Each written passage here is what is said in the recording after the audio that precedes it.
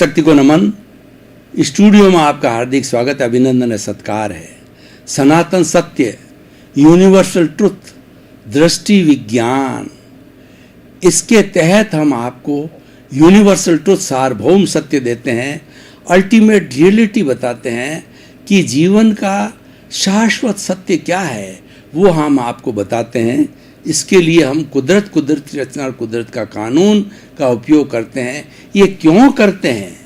हम आपको अच्छा इंसान बनाना चाहते हैं, आपको सुख की अनुभूति कराना चाहते हैं। इस जन्म में जब सुख की आपने नींव लगा दी तो आने वाले जन्मों के अंदर आपको शाश्वत सुख मिल करके, ब्लिस मिल करके आप स्वयं प्रभु बन सकते हो। तो भाई और बहनों, ये सारा कार्य हम अलग अलग एपिसोड्स के माध्यम से करते हैं। तो आज का हमारा बहुत सुंदर एपिसोड लेकर हम आपके सामने प्रस्तुत हो रहे हैं। वो है सत्यम शिवम सुंदरम। ये त्रिवेणी संगम है। ये जो हमारी गंगा, जमुना और सरस्वती तीन नदियां हैं, ये ट्रिपल ज्वेल्स है। ये हमारा सम्यक दर्शन, सम्यक ज्ञान और सम्यक चारित्र है, जो मुक्ति की ओर ले जाता है। सम्यक दर्शन, सम्यक ज्ञान, सम्यक चारित्राणी मोक्ष मार्ग, ये मुक्ति की ओर ले जाने वाला सूत्र है। तो सत्यम शिवम सुंदरम, ये ब्रह्मा विष्णु महेश है। ब्रह्मा जी, ऐसा बताया जाता है, इस जगत का जो है ब्रह्मा जी प्रादुर्भाव करते हैं, जगत का निर्माण करते हैं। और विष्णु हैं, जगत के पालक है, जगत का पालन पोषण करते हैं। और जो शिवजी है, सबका कल्याण करने वाले हैं। अगर आप सज्जन हो तो आपका कल्याण करते हैं, और आप दुर्जन हो तो आपका संहार करते हैं। तो ये शिव का कार्य है। तो सबसे पहले एक एक करके हम इसको परिभाषित करेंगे, फिर तीनों मिलकर के किस तरीके से आपस में होलिस्टिक होकर के और एक अच्छा इंसान बनाते हैं, अगर इंसान उसका पालन करे, उसको जीवन में उतारे तो पहला सत्यम, सत्यमेव जयते, सत्य की जीत होती है। Truth is God, God is truth. आखिर सत्य की जीत होती है, और सत्य ही भगवान है, सत्य ही ईश्वर है। इसीलिए गीता की साक्षी मान करके हमारे जितने भी छोटे बड़े कोर्ट, सुप्रीम कोर्ट तक, मुंसिफ से लगा के सुप्रीम कोर्ट तक, गीता जो कि हमारा धार्मिक सर्वमान्य ग्रंथ है, उसके ऊपर हाथ रख करके जो ये शपथ दिलाई जाती है, जो कुछ कहूँगा सच सच कहूँगा, सच के अलावा कुछ नहीं करूँगा। क्योंकि सत्य ही त्राण देने वाला है, सत्य ही न्याय देने वाला है, सत्य ही भगवान है। जब हम सत्य बोलेंगे तो भगवान को प्राप्त करेंगे, यानी सत्य बोल करके हम स्वयं भगवान बन जाएंगे। इसीलिए जब हमारी शव यात्रा निकाली जाती है, तब जो है यही कहा जाता है कि जो है वो जो है सत्य बोलिए, सत्य ही भगवान है, यही बात बोली जाती है। तो भाई और बहनों, सत्य से ही हमारी मुक्ति होती है, सत्य से ही हमारे को त्राण मिलता है। इसलिए सत्य को ही आधार मानना चाहिए। अब हम कुछ आपको उदाहरण देते हैं। राजा हरिश्चंद्र बहुत बड़े सत्यवादी हुए, वो झूठ नहीं बोलते थे। परशुराम जी ने उनकी परीक्षा लेने के लिए जो है वो एक ऋषि महर्षि का भेष बना करके वो आए, और उन्होंने जो है दान मांगा। और जो राजा महाराजा होते थे, कोई भव्य ऋषि अगर दान मांग लेता था तो उसकी पूर्ति करते थे, अपना शरीर तक का भी दान दे देते थे। तो उनकी परीक्षा लेने के लिए परशुराम जी ने कहा कि तुम्हारा जितना भी साम्राज्य मुझे दे दो। तो उन्होंने दे दिया। अब तारा रानी और जो है राजा हरिश्चंद्र को 12 वर्ष तक जो है वो नीच के घर पानी भरना पड़ा राजा हरिश्चंद्र को, और बर्तन मांजने पड़े तारा रानी को। एक बड़ा प्रसंग आता है कि उनका जो पुत्र था, तो उनके पुत्र की जो मृत्यु हो गई, तो जो ये कार्य चंडाल के यहाँ जो कार्य कर रहे थे, जो है वो वो राजा हरिश्चंद्र कार्य कर रहे थे, उनकी ड्यूटी लगाई थी कि शमशान में हर एक को कफन लेना है, बिना कफन लिए किसी को भी शव जलाने की इजाज़त नहीं थी। वो चंडाल जिसने ठेका ले रखा था, वहाँ उनकी ड्यूटी थी। और तारा रानी अपने पुत्र को शमशान में जलाने के लिए लाई, तो उन्होंने कहा भाई हमारी तो, शायद उन्होंने एक दूसरे को पहचाना ना हो, तो उन्होंने कहा कि हमारी तो यही ड्यूटी है कि कफन लेना पड़ेगा। उसने, तारा रानी कहा बच्चा मर चुका, मेरे पास कफन नहीं है, लेकिन ज़्यादा दबाव दिया तो अपनी साड़ी को फाड़ करके और कफन का जो टुकड़ा उनको दिया और उसकी अंत्येष्टि की गई। तो इस तरीके से 12 वर्ष निकलने के बाद पुनः जब समय आया, क्योंकि वो तो परीक्षा मात्र थी, तो ये सत्यवादी रहे, तब सत्यवादी राजा हरिश्चंद्र का नाम आज भी लिया जाता है, उनके गुणों की रचना की जाती है। जब राम राज्य की बात करते हैं तो वह राजा राम को याद किया जाता है, क्योंकि राम राज्य के अंदर प्रजा सुखी थी और सबके साथ न्याय होता था, इसीलिए वो राम राज्य कहा जाता था। और जो प्योर सत्यवादी होता है उसको आज भी कहा जाता है कि राजा हरिश्चंद्र है, क्योंकि वो सबसे बड़े सत्यवादी होते हैं। और सत्य होता है वो हमेशा सत्यमेव जयते, जो हमारे भारत का जो है वो नारा है कि सत्य की जीत होती है, सत्य का कभी साथ मत छोड़ो। सत्यवादी होता है बहुत कष्ट सहन कर सकता है, लेकिन अल्टीमेट उसकी जीत होती है, उसी को सुख मिलता है। इसीलिए सत्य की हमेशा परिकल्पना की गई है, उसको भगवान माना है। महात्मा गांधी ने कहा है कि truth is God, God is truth. वो किसी भगवान को नहीं मानते थे, सत्य को मानते हैं। इसीलिए उन्होंने अपनी ऑटोबायोग्राफी लिखी, उसमें कहा my experiments with the truth. Truth के साथ उन्होंने कई तरह के एक्सपेरिमेंट किए कि क्या सच्चाई है। हमारा सनातन सत्य है वह भी इसी पर आधारित है कि अल्टीमेट सत्य की जीत होती है। हम अल्टीमेट ट्रुथ को ढूंढते हैं, आपको देते हैं, आपको जो है हम बताते हैं सार्वभौम सत्य क्या है और अल्टीमेट ट्रुथ क्या है, अल्टीमेट रियलिटी क्या है। वही हमारे इस कार्यक्रम का मुख्य उद्देश्य है। तो भाई और बहनों, ये पूरा सत्यम हुआ, ये त्रिवेणी संगम में से एक पक्ष में रखा। अब शिवम, शिवम का मतलब होता है कल्याण करने वाली। जैसे अहिंसा माँ की बात करें, अहिंसा सब भूय खेमंकरी, अहिंसा प्राणी मात्र का जो है वह कल्याण करने वाली है, उसको शिव कहा जाता है। शिव का मतलब कल्याण करने वाली अहिंसा। शिव का जो है पालन करो, सबका कल्याण करने वाली है। तो शिव के लिए हमारा कल्याण कैसे होगा? अब प्रश्न ये, शिव जी किसका कल्याण करते हैं? शिव जी उनका कल्याण करता है जो सज्जनता के साथ निर्वाह करते हैं, जो किसी को दुश्मन नहीं समझते, किसी को दोषी नहीं समझते और उसके साथ साथ में किसी के साथ अन्याय नहीं करते, किसी के साथ मारपीट नहीं करते, किसी की हिंसा नहीं करते। यानी मानवीय मूल्यों को पालन करना शिवम है। और अगर शिवम के माध्यम से हम चलते हैं तो हमारे पूरे समाज के अंदर अमन चैन होती है, राम राज होता है, वो किसी को कोई तकलीफ नहीं होती है। हर एक अपना अपना काम करता है, अपने कर्मों के अनुरूप करता है। और वास्तव के अंदर इस सृष्टि की रचना हम देखें, हर एक अपने अपने कर्मों के अधीन, 84 लाख जीवा योनियाँ अपने अपने कर्मों के अधीन। ये हमारी कुदरत अपने कुदरती रचना, कुदरत के कानून के तहत उनको जन्म देती। इसलिए कुदरत एक विज्ञान है। ये हमारा जो है, ये हमारा दृष्टि विज्ञान है। दृष्टि विज्ञान का अर्थ होता है हम अपनी समझ को खुला करते हैं, आपको हम रियल पुरुषार्थ देते हैं और फिर कार्य करना आपका है। जितना में हमारा भौतिक जीवन है, जितना में ये व्यवहार जगत है, ये रिलेटिव पुरुषार्थ है।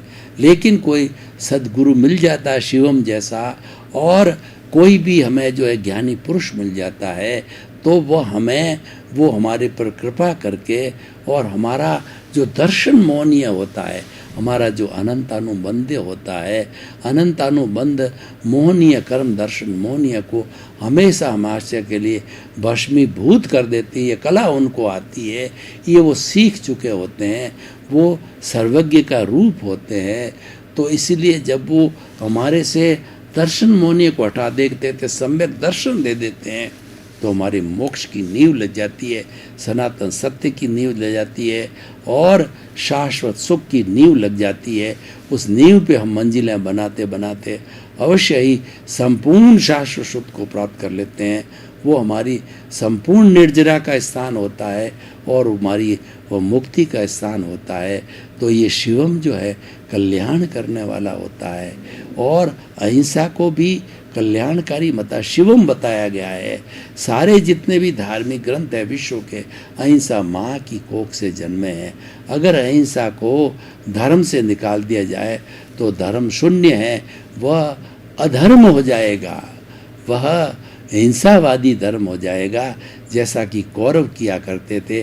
पांडव ने हमेशा जो है वो धर्म का लिया, इसीलिए 5 पांडव ही पूरे 18 दिन का युद्ध हुआ चला, जो हमारे कुरुक्षेत्र के अंदर कौरवों और पांडवों के बीच में धर्म की जीत हुई, अधर्म पे कौरवों पे पांडवों की जीत हुई और 5 पांडव मात्र मिले, क्योंकि वो धार्मिक थे, धर्म पे चलने वाले थे। इसलिए धर्म हमारा कल्याण करने वाला, धर्म शिवम है। धर्म कौन सा कि जो है यह कहा गया है कि जो धम्मो मंगल मुखी टंग अहिंसा संजमो तवो, धर्म उत्कृष्ट मंगल है, धर्म शिवम है, धर्म सबका कल्याण करने वाला। कौन सा धर्म? अहिंसा संजमो तवो। वो धर्म वह होना चाहिए जिसमें अहिंसा है, संयम है और तप है। अहिंसा के माध्यम से हम सबके साथ हित करते हैं, सबके साथ जो है शांतिपूर्ण सहस्तित्व से जीते हैं, हम भाई भाई की भावना से जीते हैं, भाईचारे का निर्माण वहीं से हुआ, वसुधैव कुटुंबकम के रूप में जुलते हैं और हम भातृत्व भावना के साथ में जुड़ते हैं, किसी का अन्याय किए बिना, किसी का शोषण किए बिना, किसी को दुख दिए बिना, किसी के अभिप्राय और ओपिनियन दिए बिना, किसी के प्रति बुरा भाव किए बिना हम जो है जीवन जीते हैं। वह जीवन हमारा शिवम का जीवन होता है हमारा, और वह जो है वो हमारा धर्म का जीवन होता है।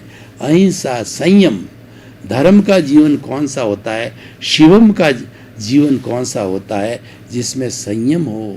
सर्वभूतेषु संयमा अहिंसाय, सब भूतों के प्रति संयम करना वह अहिंसा कहलाती है। संयम के लिए भगवान महावीर ने कहा, जयम चरे जयंग चिट्टे जयंग मासे जयंग सरे जयंग भुजन तो भाषण तो पाव कमंग न बंदई। भगवान को उनके शिष्यों ने पूछा, भगवान हम तो जड़ बुद्धि जो है वो साधु हैं, हम कुछ ज़्यादा समझते नहीं हैं, आप बताइए कि हमारा जीवन कैसा होना चाहिए, हमारी लाइफ स्टाइल कैसी होनी चाहिए। तब भगवान ने सूत्र दिया कि तुम खाते पीते उठते बैठते सोते जीवन की हर क्रिया करते हुए जयना रखो, सावधानी बरतो, विवेक रखो, विवेके धम्म माइये का ध्यान रखो कि विवेक ही धर्म है। प्राणी मात्र को मन वचन काया की क्रिया करने से किसी को दुख न हो, मन से वचन से काया से करने से करवाने से अनुमोदने से किसी को भी दुख न हो, किसी को तकलीफ न हो, ऐसा कार्य तुम करो। वह अहिंसावादी कार्य है, वह शिवम का कार्य है, सबका कल्याण करने वाला है। शिवम का एक दूसरा पक्ष और होता है कि इस दुनिया के अंदर दोनों तरह के लोग होते हैं, सज्जन और दुर्जन। दुर्जन व्यक्ति होता है वह कभी भी अपनी प्रकृति को नहीं छोड़ता। मैं आपको उदाहरण दूं कि जैसे नीम का पेड़ है वह कड़वा होता है, उसको 100 गुणों से सींचा जाए तो भी उसकी कड़वाहट समाप्त नहीं होती है, लेकिन नीम उपयोगी है, वो दुर्जन नहीं है, कड़वाहट के रूप में कहा गया है। और वह अपनी प्रकृति को नहीं छोड़ता है। जो और एक हमारा चंदन होता है, उसके ऊपर भुजंग लिपटे हुए होते हैं, विष छोड़ते होते हैं, लेकिन फिर भी उस विष का कोई भी असर चंदन पे नहीं होता है। इतने इतने भुजंग लिपटे हुए रहे विष छोड़ने के बाद, इसलिए कहा गया है कि सूरदास की काली कमरिया चढ़े न दूजो रंग। तो शिव इसका भी प्रतीक है। लोग दुर्जनता करते हैं तो शिव जी तीसरा नेत्र खुलता है, तांडव नृत्य करते हैं और दुर्जन व्यक्तियों का विनाश करते हैं। यह भी शिव का दूसरा रूप है। शिव है वो सज्जन लोगों के साथ सज्जनता का व्यवहार करते हैं, दुर्जन लोगों के साथ दुर्जनता का व्यवहार करते हैं, क्योंकि कहा गया है सीधी अंगुली से घी नहीं निकलता है। जो बातों के देव है वो बातों से मानते हैं और जो लातों के देव है लातों से मानते हैं। तो ये दूसरी बात हो गई। और तीसरा होता है शितम सत्यम सुंदरम। ये सारी सृष्टि जितनी भी है, ये जो सारी सृष्टि सुंदरम है, यानी इस सृष्टि के अंदर कोई दोष नहीं है। दोष हमारे भीतर होता है, दोष हमारे नज़रिए का होता है। और इस प्रकृति नेचर माँ के अंदर कितने कितने 84 लाख जीवे, कितने पेड़ होते हैं, पौधे होते हैं, पेड़ पौधे ऑक्सीजन देते हैं, और कितने तरह के फूल होते हैं, कितनी तरह की सुंदरता होती है। ती सुंदरता इज टू, ये इसलिए कहा गया है beauty is to see not to touch. कोई भी प्रकृति की सुंदर चीज़ होती है, चाहे सुंदर परी हो, वो देखने के लिए होती है, उसके प्रति बुरा भाव करने के लिए नहीं होती है। अच्छा आपको फूल दिखे वो तोड़ने के लिए नहीं होता है, उसकी महक लेने के लिए होता है। सुंदरता देखने के लिए होती है। सुंदरता दो तरह की होती है, बाहर की सुंदरता, भीतर की सुंदरता। भीतर की सुंदरता कब होती है? जब हमारा राग द्वेष है वह जो है मिट जाना चाहिए और उसकी जगह पर हमारे भीतर संभाव की पैदा होनी चाहिए। संभाव का मतलब एक सा हम राग द्वेष से उठ करके संभाव की स्थिति में जावें। हम जो तीसरा नेत्र है समता की स्थिति में आवें, वो साधक कहलाता है। वो स्थित प्रज्ञ होता है, वह जो है प्रज्ञा चक्षु होता है। स्थित प्रज्ञ वह होता है जो लाभ और हानि को सुंदर कहलाता है। वो लाभ और हानि को, वह जो है वो सुख और दुख को एक ही तराजू पर तोलता है, एक समान समझता है, तो वह स्थित प्रज्ञ हो जाता है। और वह प्रज्ञा चक्षु मतलब उसका तीसरा नेत्र होता है, थर्ड आई खुल जाती है और उस दोनों को समान समझ करके वह संतुलन करने लग जाता है। तो भाई और बहनों, हम ये कहना चाहते हैं वो सारा सुंदरम है, ये सृष्टि सुंदर है और आप भी सुंदर हो। 84 लाख जीवा योनियाँ वो सब सुंदर है। आप राग द्वेष को मिटाइए। ये राग द्वेष का चश्मा है। भगवान ने किसी रेत के एक कण को भी असुंदर नहीं बनाया, सब सुंदर सृष्टि की रचना की है। लेकिन जो ही आपका जो है ये जो है राग और द्वेष का चश्मा लग जाता है, वो तो सुंदर चीज़ को असुंदर कर देता है। सामने सुंदर पड़ी खड़ी हो लेकिन हमारे द्वेष का चश्मा बोल जाता है ये खराब है, ये अच्छा है, ये बुरा है, ये इसको दूर भगाओ, इसको नज़दीक भगाओ। एक किसी से दोस्ती होती है, एक किसी से दुश्मनी होती है। तो ये भाव होते हैं हमारे जितने भी हैं, वो उस वस्तु को सुंदर को असुंदर बना देते हैं। इसलिए भावों को शुद्ध कीजिए। भाव शुद्धि से ही हमारी मुक्ति संभव होती है। तो इस सारी सुंदरता की बात बाहरी और भीतर दोनों तरफ आप सुंदर समझिए। और भीतर की सुंदरता मायना ज़्यादा रखती है। भीतर की सुंदरता क्षमता की सुंदरता है, राग द्वेष से शून्य होने की सुंदरता है। और जब हमारी ये भीतर की सुंदरता, पूरा राग द्वेष कॉजल बॉडी, पूरा हमारा लिंग शरीर, पूरा हमारा कषाय और पूरा हमारा कार्बन शरीर जब ये ज़ीरो हो जाता है तो हम पूर्ण रूप से सुंदर हो जाते हैं। यानी होते ही हम वीतराग बन जाते हैं। और फिर अवधि जो केवल दर्शन को प्राप्त करके केवल ज्ञान बन करके हम पूर्ण रूप से सुंदर बन जाते हैं। जो हमारे केवली होते हैं वो पूर्ण समताधारी होते हैं, उनके कोई असमता आती नहीं, वो राग द्वेष में जाते ही नहीं, राग द्वेष समाप्त हो जाता है। और वह जो है वो स्वयं इस औदारिक शरीर में भगवान बन जाते हैं। और जितना जितना उनका आयुष्य बाकी रहता है वो शुभ होता है। वो शुभ आयुष्य को भोग करके वो सिद्ध बुद्ध और मुक्त बन जाते हैं। तो भाई और बहनों, हम इस जो आज हमारे एपिसोड को ओपन टू दी ऑडियंस करते हैं, तो और हम इसका निष्कर्ष निकालें कि सत्यम शिवम सुंदरम कि स्टडी करने से, इसको जीवन में धारण करने से क्या होगा, इसको धारण करने से हमारा जीवन होलिस्टिक बनेगा, हम जो है एक अच्छे इंसान बनेंगे, हमारा ये लोग भी अच्छा होगा और आने वाला परलोक भी होगा। लेकिन इसीलिए कहा गया है कि जो वर्तमान जिसका जीवन अच्छा है, इसका मतलब इसका भूत कभी न कभी अच्छा रहा है, जब उस भूत से वर्तमान अच्छा बना है, क्योंकि पिछले जन्म के अंदर जो हमने पुरुषार्थ किया था, उस पुरुषार्थ को आज हम खा रहे हैं भाग्य के रूप में। और आज हम जैसा पुरुषार्थ करेंगे, जैसा हम चार्ज करेंगे, यानी हम शुभ अशुभ भावों की चार्जिंग करेंगे, तो अगले जन्म में जा कर के वो हमें जो नेक्स्ट बर्थ में जा कर के हमें जो है, जो हमने यहाँ चार्ज किया वो डिस्चार्ज के रूप में होगा। तो भाई और बहनों, हम सत्यम शिवम सुंदरम को करके आपको दृष्टि विज्ञान देना चाहते हैं। दृष्टि विज्ञान ये है कि आप शुभ और अशुभ से ऊपर उठ करके शुद्ध भावना की ओर आओ। शुद्ध भावना क्या है कि वो दृष्टि विज्ञान है। दृष्टि विज्ञान ये कहता है कि आपकी जो है वो आपके गुरु की कृपा से, गुरु बिना ज्ञान नहीं होता है। गुरु गोविंद दाऊ कड़े और काके लागू पाए, बलिहारी गुरु आपने और गोविंद नियो बताया कि हे गुरु जी, आपने गोविंद ईश्वर के दर्शन कराएं, तो पहले प्रणाम मैं आपको करता हूँ, बाद में ईश्वर को करता हूँ। तो हमको ईश्वर बनने के लिए गुरु की आवश्यकता होती है, और दृष्टि विज्ञान हमारा गुरु है।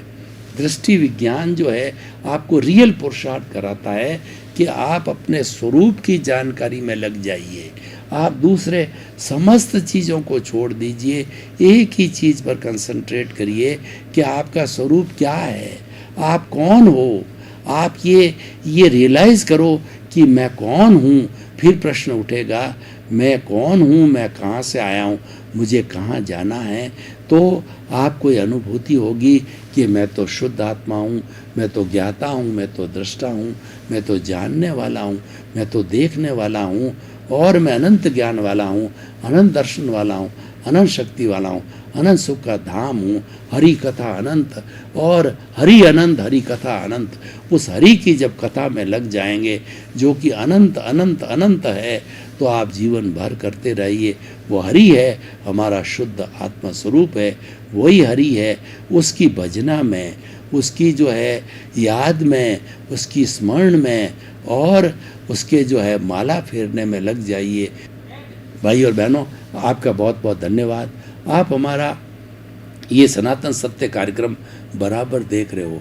आप सनातन सत्य की आत्मा हो, देखते रहिए। सनातन सत्य में आपके जीवन निर्माण के कई अच्छे अच्छे तथ्य मिलेंगे, कई टिप्स मिलेंगे, अच्छी लाइफ स्टाइल मिलेगी, अच्छा आपका जीवन का निर्माण होगा।